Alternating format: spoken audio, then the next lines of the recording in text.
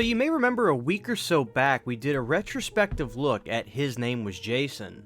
And while we all can agree that Crystal Lake Memories was the end-all be-all in terms of Friday the 13th documentaries, this does still have a special place in a lot of our hearts. For me, it was the gateway to getting involved in the Friday the 13th franchise and really feeling like a welcome member to the family, so to speak. It would be a documentary I would watch over and over and over again, sometimes multiple days in a row if I really had nothing else to do. But there was another documentary that came out even before that is about as legendary as horror documentaries can get. You watching this have probably seen it more times than you care to admit, myself included. That documentary came from 2005, and quite frankly, would become the blueprint for what makes a great horror documentary. What am I talking about, of course? Halloween 25 Years of Terror. Now, just saying that title, I know is going to have a flood of memories for so many of you. How did I first see Halloween 25 Years of Terror?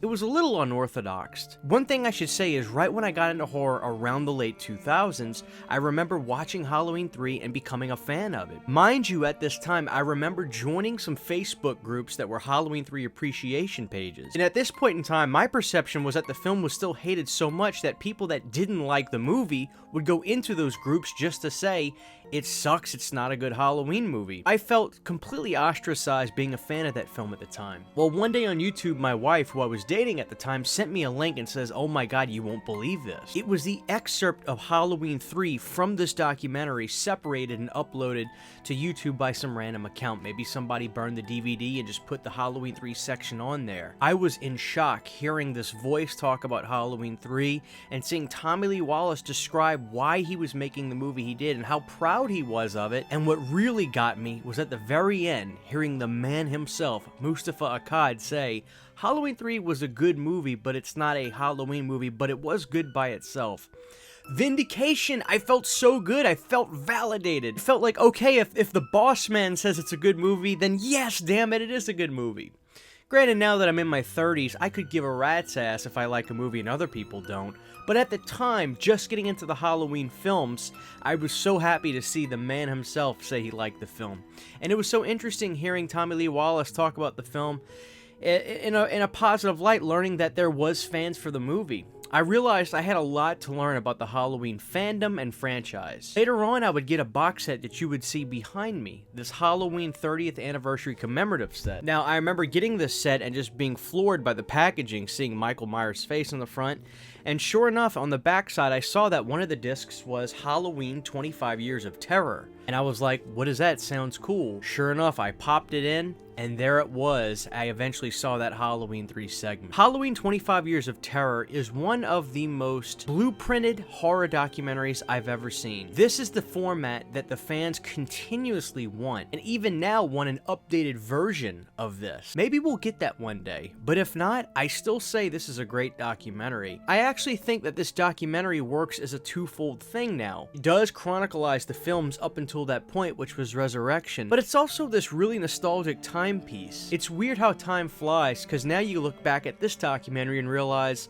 this is a nostalgia documentary. You watch it now and you probably think of all those fun times you had watching it, or maybe the day it came out, and for all the OG fans that might have even picked this up when it was released at Best Buy that opening week. But I wanted to rewatch this documentary before I talked about it, and I came away laughing at some of the stuff that was in this. Call it cringy, call it whatever you want. I'm not exactly Mr. Uncringy. I'm sure I do and say some cringy stuff. But let me look at a few moments really quick that really got me to laugh. Let's see what Rick Rosenthal had to say when one of his actresses said that when she had to do the nude scene, nobody wanted to make her feel any more comfortable. One person took off so much as a t-shirt. That's so not true. I directed that scene in a thong. And it's absolutely not telling the truth, because it doesn't take that much for me to take my clothes off. And I was ready, willing, and able. I love Rick Rosenthal for that. And quite frankly, I believe Rick, because for him to admit that he directed the scene in a thong, why would he make that up? If it would have been like, no, we were all naked, that's one thing. But for him to say, I directed in a thong, he is my favorite director from the Halloween franchise. Now, how can you not love Rick Rosenthal after hearing him say that? And one of the things that really makes me chuckle looking back is seeing the clips from the fans. Here's one girl that was doing her Michael Myers dance that I could not stop laughing at. I'm the biggest Michael Myers fan of them all. I said, I'm the biggest Michael Myers fan of them all. Whoever you are, woman, you are awesome and I love you, and I cannot get your song and dance out of my head. So watching this back, those parts of the documentary just made me laugh so freaking hard. It's hysterical. This is such a 2000s timepiece, and watching it now, I get these feelings of wow, time has flown by, but also it's still a nice chronicalization of the movies and seeing how the actors felt at that time. 25 Years of Terror I still think is a very, very enjoyable Halloween documentary, and it means so much to so many people. One other thing I wanted to talk about real quick was the Heather Bowen girl. Now, I actually had Sean Clark come on the You Need a Horror podcast, and he says that after she did that documentary, she got a lot of torment and hate because she did show her breasts on camera in the documentary. You go, girl. I love it. Apparently, that caused a lot of people to give her hate comments and say mean things to her, and apparently it troubled her pretty bad. So Heather, if for some reason you see this video, we love you. But she did win that guest appearance to be in one of the next Halloween films. Now, Mustafa Akkad was looking like he was in charge of that sort of thing, but he did pass away. But word has it that she was in fact in Rob Zombie's Halloween, but it was a scene that evidently got cut, so that sucks for you, Heather. Halloween 25 Years of Terror, just mentioning it, I'm sure it brings a smile to a lot of people's faces. And as you can see, I'm going through a bunch of pictures right now of fans that have and love this documentary. It's just a testament to see that how many of these people not only loved it, but still own it and would never get rid of it. It's a documentary that's so fun to revisit, and you get a lot of nostalgic feelings just from watching this. As a matter of fact, I wouldn't be surprised if a lot of the Halloween fanatics, sometimes if they're deciding on what Halloween film to watch, they may actually want to pop in 25 Years of Terror so they can get their fix on all of them and feel that nostalgic rush and vibe talking about these films, and hearing Deborah and Mustafa Akkad talk about it. And it's also really cool seeing the Resurrection cast talk about these movies. I get the sense that the actors from Resurrection knew it wasn't a great horror film.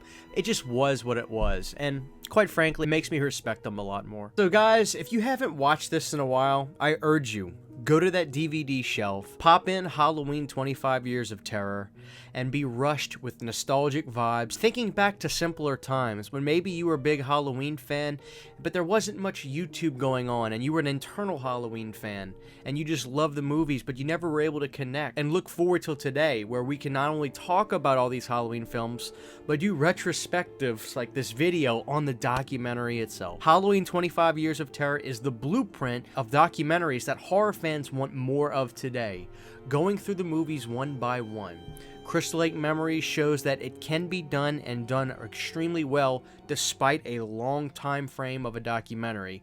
And I know that if Halloween fans could get a new one from Halloween 1 to Halloween Ends, we would have no problem sitting down for 7.5 hours watching it. So all in all, guys, I will say Halloween 25 Years of Terror puts a smile on my face, and I bet your ass it puts a smile on yours. Thank you guys for watching this video. If you don't own it, get your ass on eBay now and go buy Halloween 25 Years of Terror. Huge giant thank you to all of my Patreon supporters. Without you guys, this would not be possible. To get behind the scenes photos, videos, music, private live streams, and much more, you can subscribe to my Patreon for as little as $1 a month. Thank you to my patrons.